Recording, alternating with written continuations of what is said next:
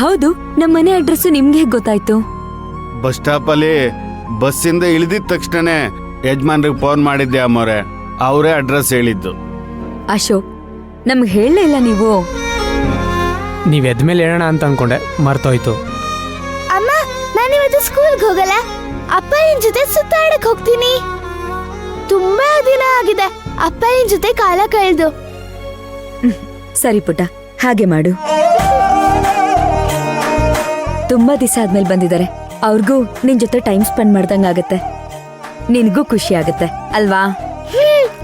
ಅಪ್ಪಯ್ಯ, ಇಬ್ರು ಆಚೆಗಡೆ ಹೋಗ್ಬರೋಣ. ಸರಿ ಸರಿ ಅವ್ವ, ಬಾ ಹೋಗೋಣ ಮತ್ತೆ. ಬಾ ಬಾ ಬಾ ಬಾ ಬಾ ಬಾ ಬಾ ಬಾ.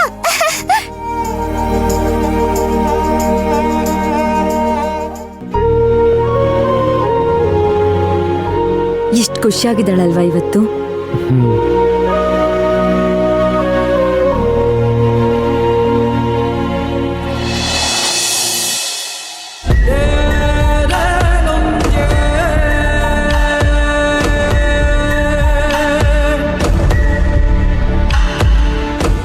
ಏನ್ ಮಾಡ್ತಿದ್ಯಾ ಶಿವಗಾಮಿ?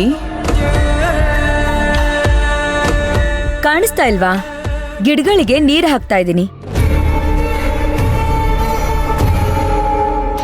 ನಿನ್ ಮಗುಗ್ ಹುಷಾರಿಲ್ಲ ಅಂತ ಹೇಳ್ದೆ. ಹೇಗಿದೆ ಈಗ ನಿನ್ ಮಗು?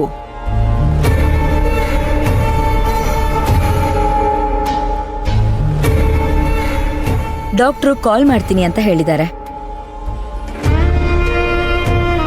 ಮಗು ವಿಷಯದಲ್ಲಿ ಇಷ್ಟೆಲ್ಲ ಅಸಡ್ಡಿಯಾಗಿರ್ಬಾರ್ದಮ್ಮ. ನಾವ್ ಹೇಳ್ತೀವಿ 2 ಅವರ್ ಬೇಗ ಬರ್ಬೇಕು ಅಂತ, ಆದ್ರೆ ಮಗು ಮುಖ್ಯ ಅಲ್ವಾ?